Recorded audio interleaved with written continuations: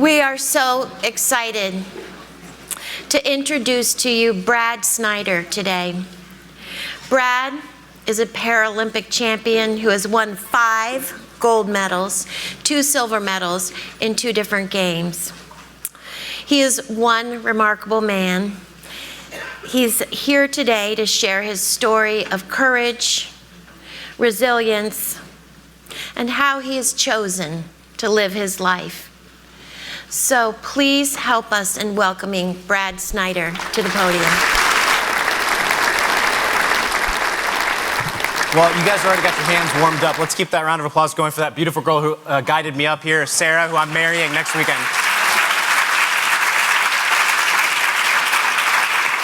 Thank you, guys. Thank you so much.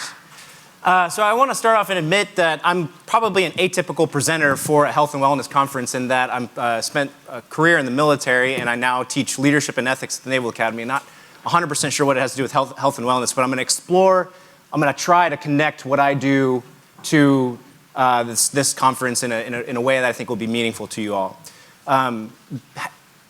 Being a part of the military sphere, we have a very pragmatic approach to health and wellness.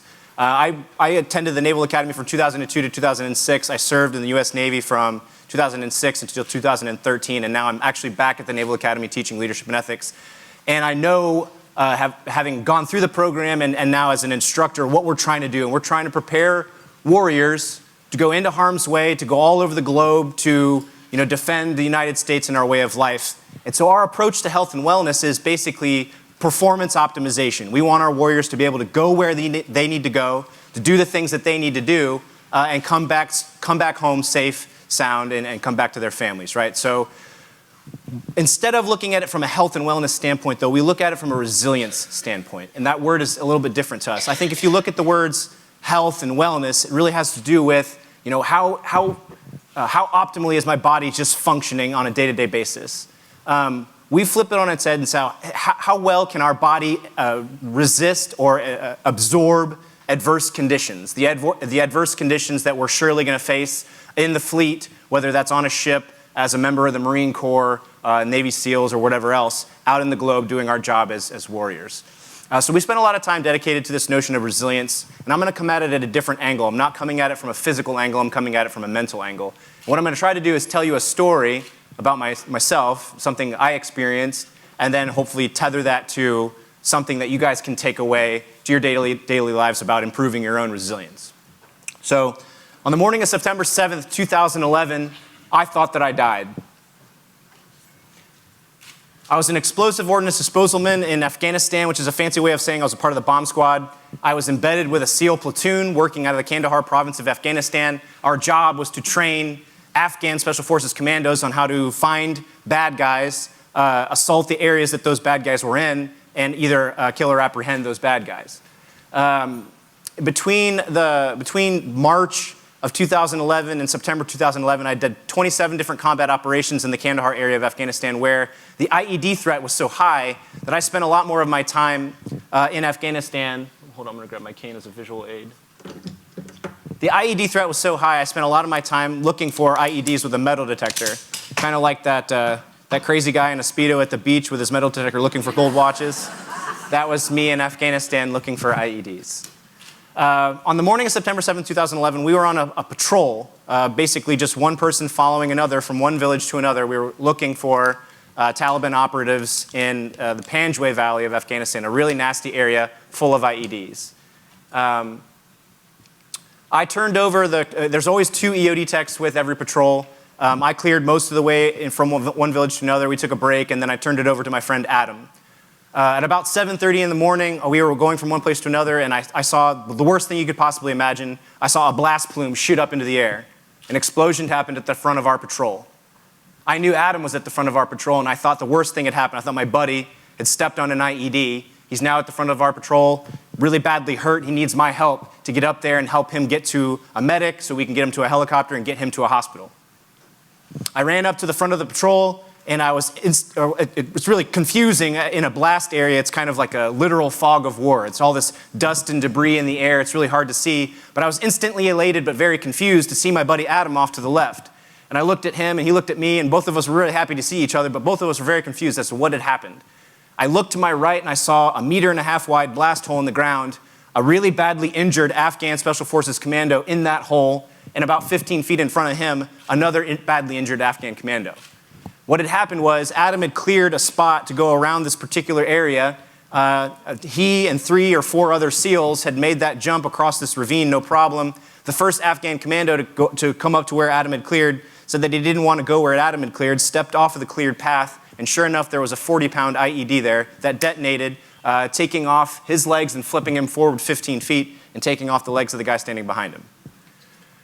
Adam and I identified what was going on, so we needed to get these 2 people to help as quickly as possible. So we were running around kind of like crazy people trying to get the medics to these downed people and getting an airfield clear so we could land some helicopters. It took us a really long time to move the first casualty. He was unconscious, he was missing limbs, he was in really bad shape, so it took a while, especially given most of the people around me were Afghans, didn't speak any English, and were not too excited about going into an area where they knew there was likely going to be another IED. So it took us a while to get the support we needed to move that casualty back. Knowing that we're in a really bad area, I knew that we didn't have a lot of time to sit there, so I decided to go to the back of the patrol and grab a litter, basically a foldable gurney, so that we could scoop up that second casualty and get that second casualty to the helicopter as quickly as possible. I was running back up to the front of the patrol. I got to the initial blast site. I looked in front of me and saw the other casualty, and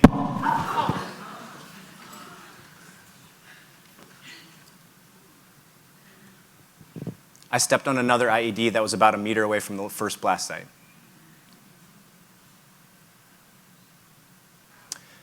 I could still just barely see out of my left eye, and I remember kind of coming to, and I was in the fetal position on the ground.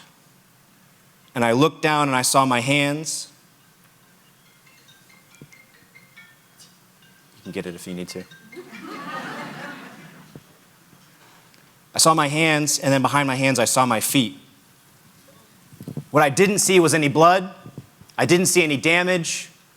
From all I could tell, nothing was wrong with me. And that thought made me think that I had died. I died a world away from where I was born, in a field in Afghanistan. And for a moment, I considered all the things that I had done up until that point, all the good things, all the bad things, or the smart things and the stupid things. And I thought if you weighed everything in a balance, I was proud of the life that I had lived. At the age of 27, I reconciled my death and was proud of the life that I had lived and was willing to pass on. In fact, I started to get excited about passing on. A lot of us spend a lot of time, and our next speaker is going to talk a little bit about what happens after you die as well. But none of us really truly know. I certainly don't, and I got really close. And for a second, I was really excited. I'm about to find out what happens after you die. But then this really crazy thing happened. I didn't die. I came back to life. My buddy Adam cleared to me, and the medic got to me. They propped me up, got me to a helicopter that took me to the hospital, and I began an interesting odyssey in coming home to the United States. I was asleep for 60 hours, during which I was in surgery in Afghanistan, then I was in surgery in Longshore Air Force Base, Germany, and then I was in surgery in Walter Reed. I woke up really, really, really doped up on painkillers, actually right down the road. We're not that far from Bethesda. Really doped up on painkillers. And my perception of the world for a period of about a week was a lot more like that Willy Wonka chocolate factory movie with Johnny Depp in it. You seen the new one? That's not new anymore. I kept asking my mom about when the Oompa Loompa doctor was going to come back, and she kept saying there is no Oompa Loompa doctor. But after about a week in the hospital, the painkillers waned to a point where I recognized this moment where these surgeons were telling me that there was a surgery that I was going to have to do, and they wanted to explain it to me because it was the last surgery I was going to have to do, and it was going to be a big, important one. And hopefully, if they were successful, I'd get some of my vision back. And they said that a number of times, get some of your vision back, get some of your vision back. Knock this sign over. Sorry about that. That seemed really foreign to me. I didn't understand what they were trying to say. Up until that moment, it didn't really occur to me that I wasn't seeing with my eyes. I was hallucinating so badly in the hospital that I didn't recognize that what was coming from my eyes was not my vision. I was imagining things in my brain.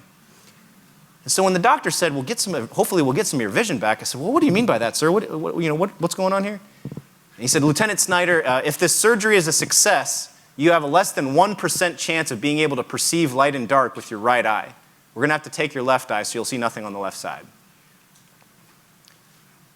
So I realized that what that doctor was saying was that I was blind, and I would be blind for the remainder of my life. As it turns out, as an outcome of the surgery, I have no light perception on my right side. I'm completely blind.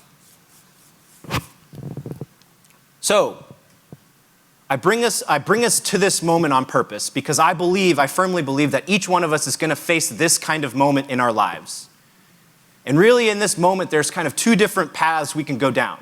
For me in that moment, thinking about what blindness was going to be like, I could think about all the things that I'll never be able to do. I'll never be able to drive a car. I'll never be able to fly an airplane. Not that I had any vested interest in flying an airplane, but I'm just trying to be thorough with my list. I grew up on the Gulf Coast of Florida in St. Petersburg, near some of the most beautiful beaches in the world. I'll be able to visit St. Pete, but I'll never be able to see those beaches ever again. I'll never be able to see the mountains in Colorado Springs. My baby sister's going to get married one day, meet the man of her dreams, and walk down the aisle in a beautiful white wedding dress. And I'll be in the aisle, or I'll be in the pews, but I won't be able to see that moment. And I remember thinking about that moment when I was first in the hospital thinking about blindness. But pretty quickly, I was able to think or rethink my perspective and realize that there was an alternative way of looking at my situation. I can't control my blindness. I put myself in a situation where that was not only that it could happen, but it was probable to happen. The IED threat in Afghanistan being what it was back then, and my chosen job of mitigating those explosive threats, it was a very high chance I would end up in this situation. Moreover, in 2009, I lost my buddy Tyler Trahan in Iraq. Tyler was doing an IED response on the freeways of Ramadi. They thought they had rendered an IED safe, but it detonated, killing Tyler and 3 other Marines. When Tyler came back to the United States, he came back in a coffin with a flag draped over it. I went to his funeral in Freetown, Massachusetts, where they put him in the ground, and they folded that flag and they gave it to his mother. I thought about Tyler in that moment in the hospital, and I thought, how selfish of me would it be to victimize myself over the loss of my vision when Tyler didn't get to come back at all? So I made a resolution at that moment that blindness wasn't going to be anything that slowed me down. It's not going to be anything that proves to be an obstacle. I'm not the first blind person. I'm certainly not going to be the last. There's a whole host of tools out there, from canes to talking phones to guide dogs. Give me the tools and I will succeed. There was a battle in that particular moment. There were negative aspects to my condition and there were positive aspects to my condition. What I had to do was rationalize and work through that battle and replace the negative thoughts with the positive ones.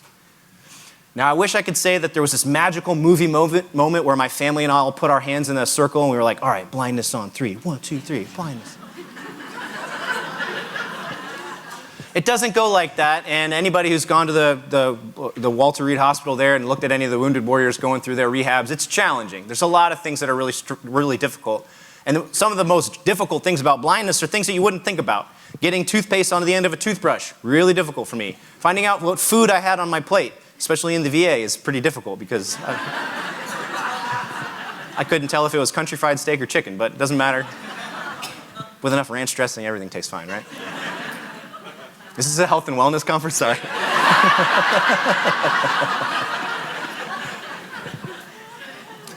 But we worked through that rehab process one challenge at a time. At first I was in a bed with an IV and I knew to get out of the bed, I needed to get the medications down to a point where I could get out of bed. Then once I was out of bed, I wanted to find my own way to the bathroom. Once I found my way to the bathroom, I wanted to find my way out of my hospital room. And once I could do that, I wanted to find my way to the nurse's station. And once I found my way to the nurse's station, I wanted to go outside. Just incrementally, challenge after challenge, my sphere of comfort and my sphere of ability started to grow back to hopefully back to where it was. Thankfully, at that particular moment, there was this odd thing that happened where it turns out we have a United States Association of Blind Athletes. Who knew we had an Association of Blind Athletes? I certainly didn't. And I got a phone call from someone at the Association of Blind Athletes who happened to sound like really excited that I was blind. There was this guy who worked at the Association of Blind Athletes, a former military Army colonel, whose job was to look through the rosters of homecoming vets, and for anybody who was injured with blindness, he had a pot of money that he wanted to spend on those wounded vets to get them into sporting programs because they firmly believed that sports was a great way to rehab, allow you to pick up the pieces and move forward with potentially devastating trauma, whether it's the loss of limbs or blindness, in his case, blindness. So it turns out blindness is relatively rare in the homecoming vet community, and he had gone through this list many, many times and not seen anyone. Boom, bingo, Brad Snyder, blind. He got really excited. And so he called and he said he wanted to get me into swimming. He knew that I had swam at the Naval Academy and he thought this would be a really great opportunity for me. And I said, oh no, I got other things I need to do. I need to learn how to use Microsoft Excel so I can go get an MBA and blah, blah, blah, blah. And he said, no, no, no, did you realize how lucky you are to be injured in a Paralympic year? And we thought,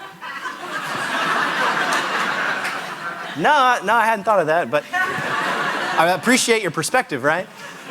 So he got me enrolled in a swim meet. I went to the Olympic Training Center in Colorado Springs, Colorado, and I swam in a meet. And at first shot out of the gates, I was actually ranked number 5th in the world out of blind athletes in the sport of swimming.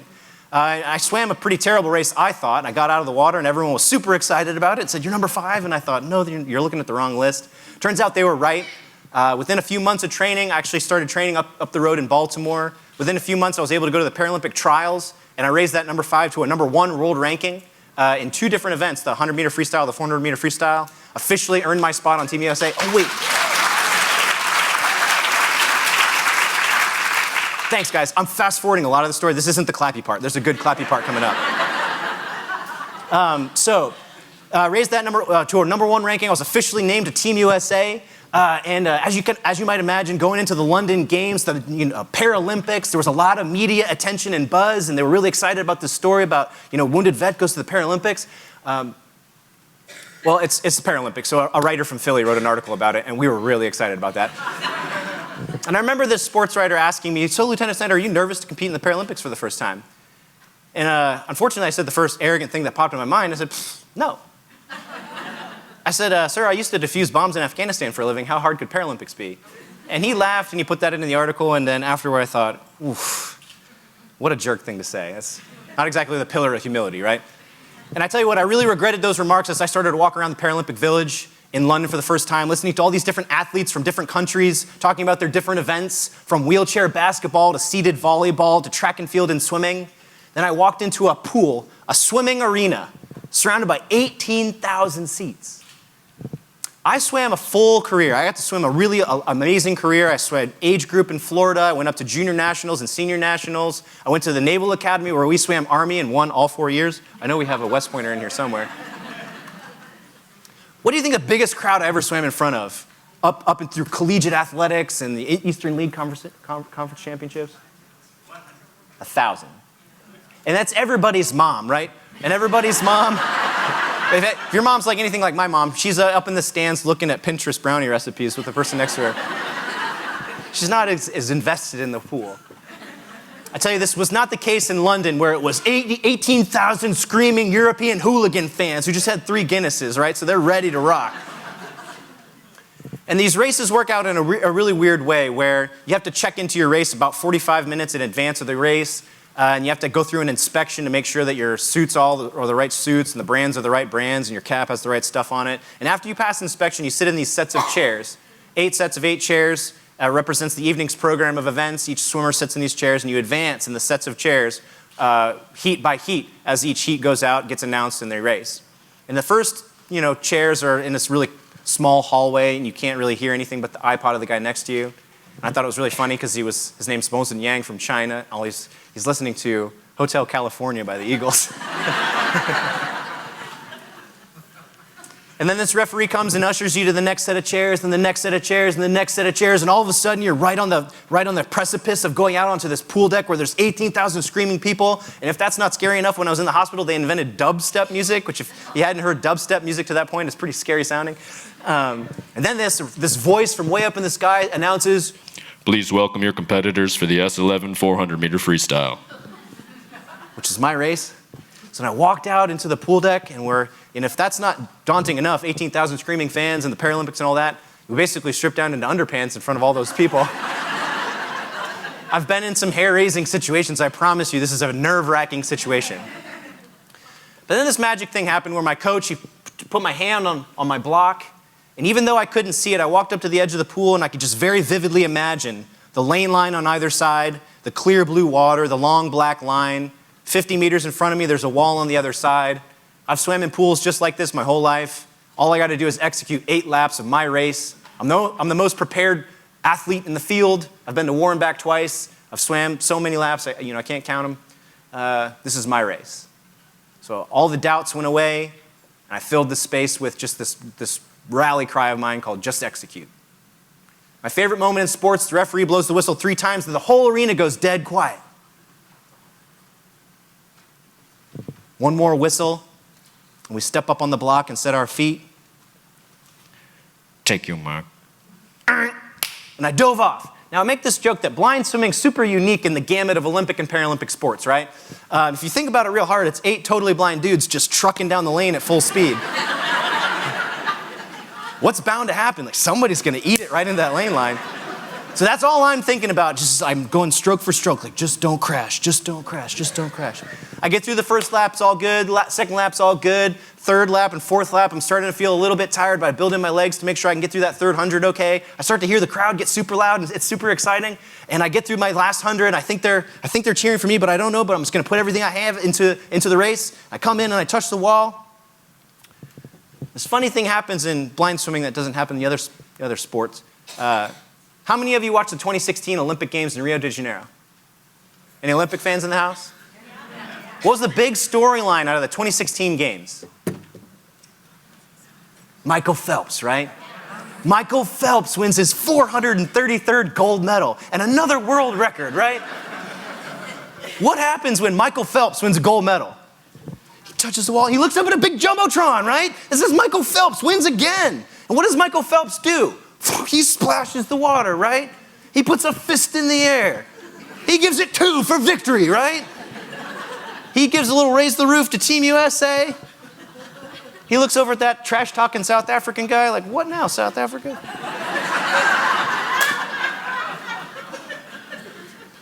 Well, none of that happens in blind sports because we can't see the jumbotron.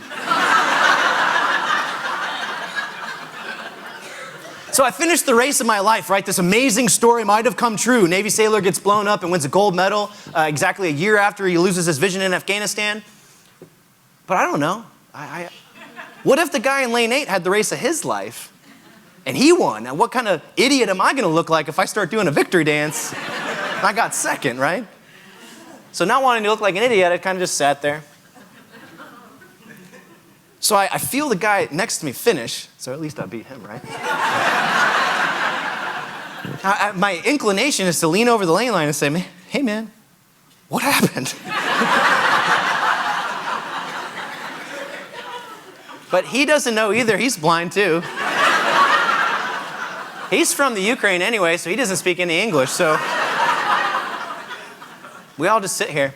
Meanwhile, 18,000 people in that arena, they all can see the jumbotron just fine, and they're super excited about something. They're cheering, and then that voice from way up in the skies, it starts announcing the outcome, and it sounds like this. Oh,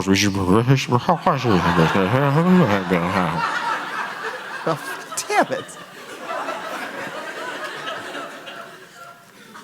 But then they blow the whistle 3 more times. That means the race is over, and they want the swimmers to get out of the lane. At that point, my coach can lean over. He said 2 words I'll never forget. He said, you won. That story came true on the 7th of September. Oh, that's the clappy part.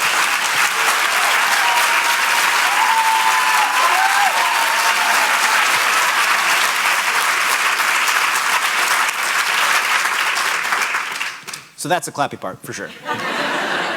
Then there's this amazing moment. You get out, and all of a sudden you know that the people are cheering for you, and you kind of do this kind of thing, and then you go talk to media from countries all over the world, from Sweden, Japan, Brazil. They all want to know what it feels like to be a gold medalist. Then you go take a pee test to make sure you're not doping, and then you go to the podium.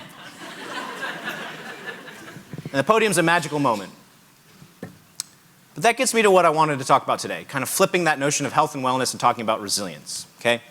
I've shared this story a lot. I shared this with the folks last night at dinner and kind of said that I've been, being a Paralympic champion is an interesting experience because immediately following, a lot of people want to talk to you about what's it like? What's this like for you? What's it like to be a gold medalist? And what is it like for you to have gone through this journey in such a quick period? On the 7th of September 2011, so the day I lost my vision in Afghanistan, exactly a year later is when this happened. I won a gold medal in the Paralympics. And to be honest with you, I didn't know what to say at the beginning. And so I've spent a lot of time trying to tell this story and reflecting on it and trying to understand what it meant for me, what it meant for my family, and I've kind of figured it out along the way. But along the way, I would tell this story, and afterward, people would come over to me and they would put their hand on my back and say, great job, it's really great to see how you bounced back. It's really great to see how you bounced back. And that comment didn't it just kind of, the sentiment's not lost on me. I appreciate what people are trying to say. What they say is, we appreciate the story, it means something to me, it did something to me for whatever reason. But I never really liked that idea of bouncing back. And that's what I want to talk to a little bit today. I think that's a good, interesting starting point about our conversation about resilience. I think there's this, out there, there's an interpretation of resilience that I think might be unhealthy, and it revolves around this notion of bouncing back.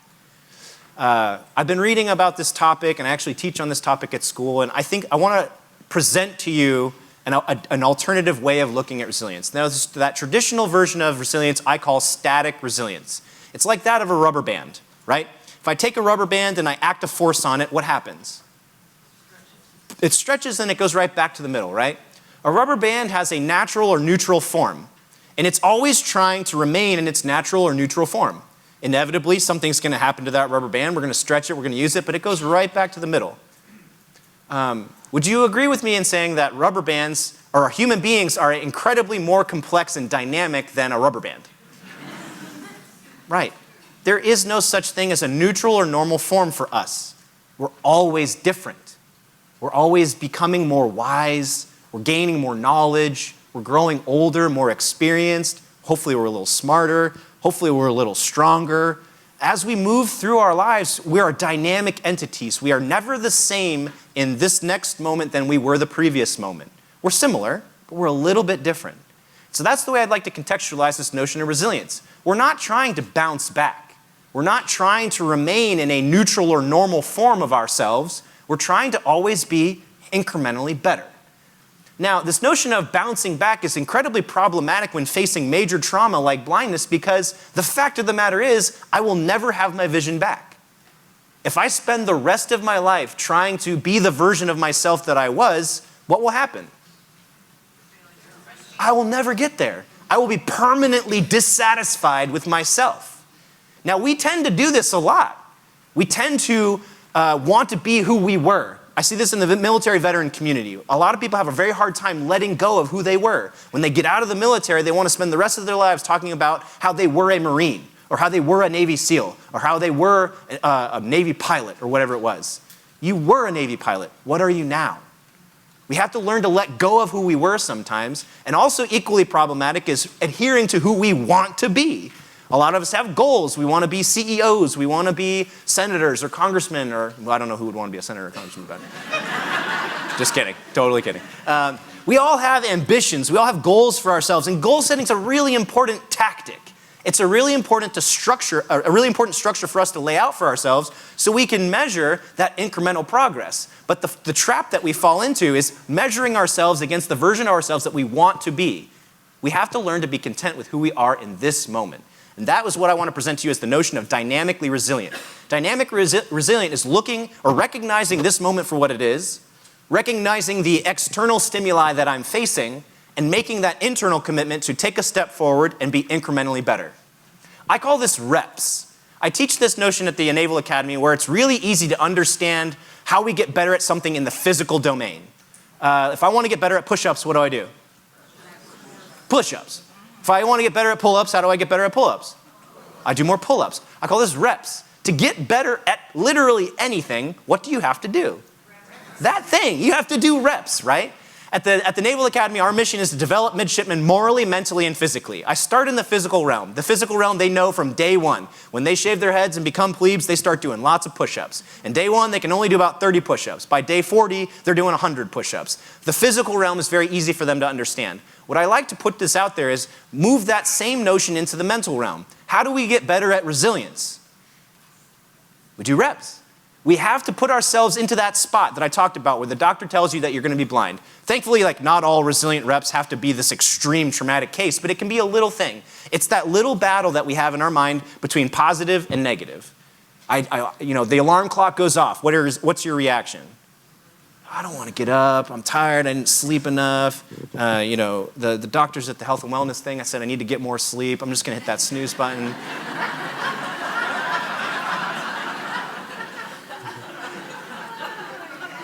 Or literally any of the little challenges that we have day to day, there's always this little battle between the positive thoughts and the negative thoughts. We have to be mindful of that battle. And what's the goal of the resilience rep? for the positive thoughts to beat out the negative thoughts. Every time we do that, we get a little bit better at it. And we have to practice. There's a scale. I firmly believe that I had the opportunity to navigate the adversity that I did because I had built a habit of letting that positive thoughts win, or letting those positive thoughts win, or forcing those positive thoughts to win. It started in sports. A lot of difficult training, swimming laps upon laps upon laps, going to morning practices that I didn't want to, then going into the military and seeking out really challenging and difficult situations and learning how to navigate those stresses. But we did it in an incremental way. I started as an age group swimmer, worked my way up to a national level swimmer, then went to the Naval Academy where we started very basic, and then we escalated that level of challenge all the way to where when I deployed to Afghanistan, I was very ready for that escalated level of challenge. You can't get to the escalated level of challenge unless you start incrementally and you do those reps on the way up. Now here's the thing. Tragedy, trauma, and negative, austere adversity can strike at any moment. So I think we have to really embrace this idea that we really want to start doing those reps now. We want to start seeking out challenging situations for ourselves where we can be mindful of this battle between positive and negative in our minds and start to increase our ability to let those positive thoughts win and increase our overall resilience. This is a mental drill. The thing I'll finish off with is kind of the notion of, I take my midshipmen, once we go from the physical realm to the mental realm, then we talk about the moral realm, and we talk about character. How do we develop those character traits that we hold so dear? From integrity to courage, name your character trait, and the way we develop it is by doing reps in that space. We talk a lot about this at the Naval Academy. To have integrity, you have to do the little things right all the time. And the more you practice those things, the more you get the more easier it gets to do the right thing. I heard a lot of asking about how do we change our habits in eating. This is an opportunity for you to do that. You have that craving for sugar. How are you going to get rid of that craving for sugar? Reps. You have to have that craving. You have to recognize, this is an opportunity for me to do a rep. I don't want that Snickers bar, That's one opportunity for you to start to build a new habit. Now this goes back all the way to Aristotle. Aristotle had this really interesting approach to developing yourself as a person of character. He had a character map, and he listed out all those essential virtues of the person that you want to be a person of character. And the way you do each one of those things is to do reps. And what happens when you do reps and you do it over a long period of time? You build a habit. So we have good habits and we have bad habits, but they're built the same way. And the more we can be deliberate about the reps that we're doing, be deliberate about how we're navigating those reps, the more that we can build the positive and good habits that we want. Sound good? You guys buy it? Yeah. All right.